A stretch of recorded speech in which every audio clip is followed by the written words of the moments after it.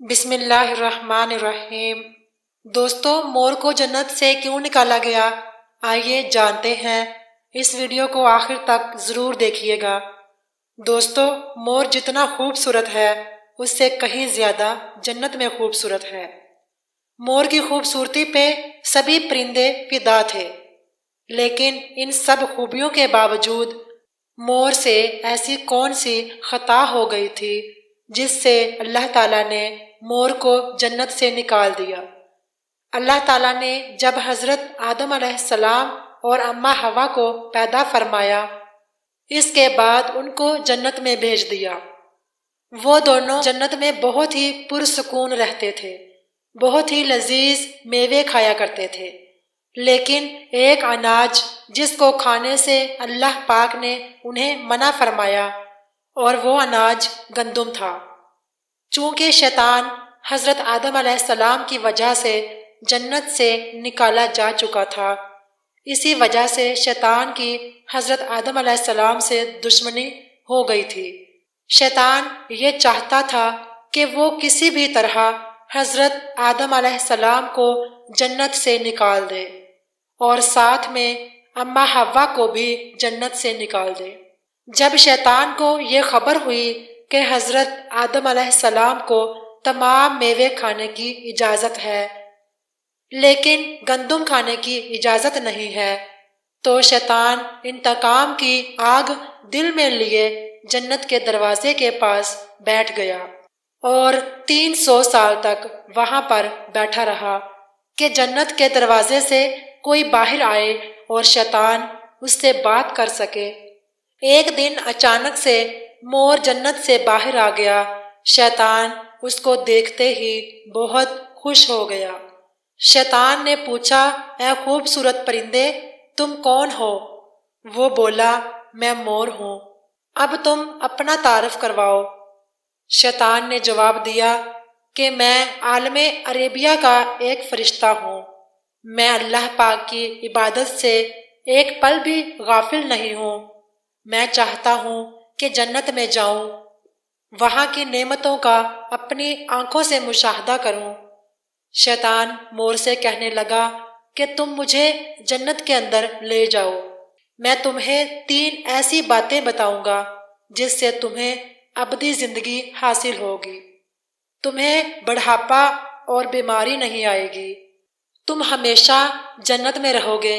شیطان کی یہ بات سن کر مور نے کہا کہ مجھ میں تو اتنی طاقت نہیں ہے کہ میں تمہیں جنت کے اندر لے جاؤں، لیکن ایک سانپ میرا دوست ہے، وہ شاید تمہاری مدد کر سکے۔ یہ کہہ کر مور سانپ کے پاس آیا، اس کو ساری باتیں بتائی۔ سانپ بھی شیطان کی باتوں سے بہت خوش ہو گیا اور پھر شیطان کو اپنے منہ میں چھپا کے جنت میں داخل ہو گیا، اور یوں شیطان اپنی چال میں کامیاب ہو گیا۔ جنت کے تمام نگہبانوں کو یہ معلوم تھا کہ شیطان یہ چال چل رہا ہے اور جنت میں داخل ہو چکا ہے۔ فرشتے شیطان کو جنت سے نکالنے لگے، تب ہی اللہ پاک کا حکم ہوا، اس کو ابھی جنت میں ہی رہنے دو۔ وہ فرشتے اللہ کے حکم سے رک گئے۔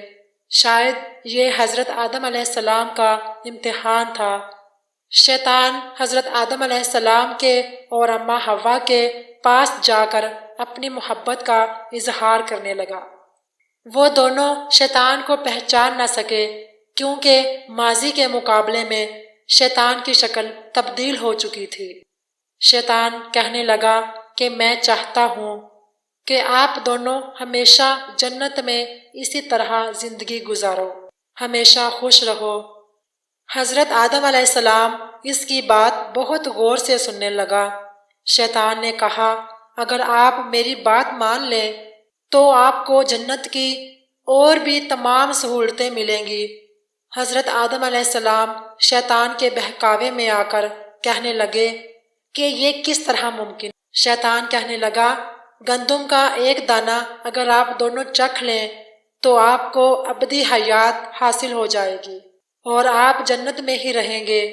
یہ بات سن کر حضرت آدم علیہ السلام کے دل میں رجحان پیدا ہوا، لیکن ان کے دل میں اللہ کی نافرمانی کا خوف غالب آ گیا۔ جبکہ اماں حوا شیطان کی باتوں میں آ گئی، جس پر اماں حوا نے حضرت آدم علیہ السلام کو راضی کر لیا۔ پھر اس کے بعد دونوں نے اس گندم کے دانے کو چکھ لیا۔ جیسے ہی گندم کا دانہ ان کے اندر گیا تو دونوں کے سطر واضح ہو گئے، جس کے بعد دونوں اپنے اپنے سطر چھپانے لگے اور خوف خدا سے کانپنے لگے۔ اسی دوران اللہ تعالیٰ نے فرشتوں کو یہ حکم دیا کہ حضرت آدم علیہ السلام اور اماں حوا دونوں کو زمین پر اتار دو۔